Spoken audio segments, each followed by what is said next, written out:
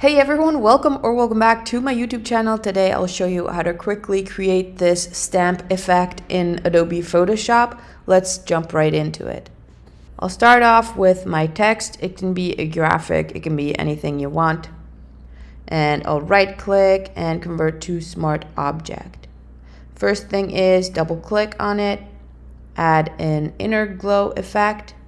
I want to adjust the choke, size, and opacity, and let me add a new layer behind my graphic or text and fill it in with white.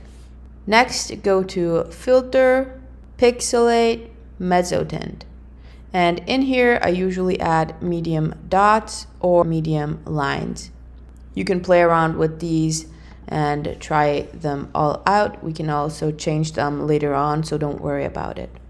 I'll then go to Filter, Distort, Ripple, and I'll add about 40 with a medium size and press OK.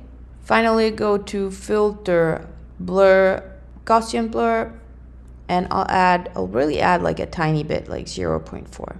Go to the Adjustments tab, add a threshold, play around with this little slider till you're happy with how your effect is looking. We don't want it to be all the way over here.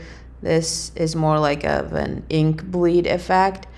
The stamp effect is more that you're like missing some pieces and it's barely readable, but you can still read it. So something like this looks cool to me. Maybe this. Anyways, if you want to change any of the settings over here, all you have to do is just double click on the effect you want to change, and you can adjust every single parameter.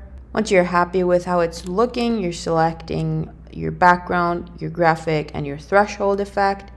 Right click and convert to Smart Object. And if you want a background over here, you can just double click. And in the current layer, you're going to move the right slider towards the center. That will get rid of your white background. Press OK, and that's it. It's pretty cool, right? You can then add your textures. I have a free texture pack. The link is in the description down below. It's free, so go download it. It's super cool. They're already transparent textures, so you don't even have to change the blending mode. You just drag and drop them into Photoshop and they're perfect as is. Feel free to comment down below if you have any tutorial requests or suggestions. Thank you so much for watching, and I'll see you guys soon. Bye.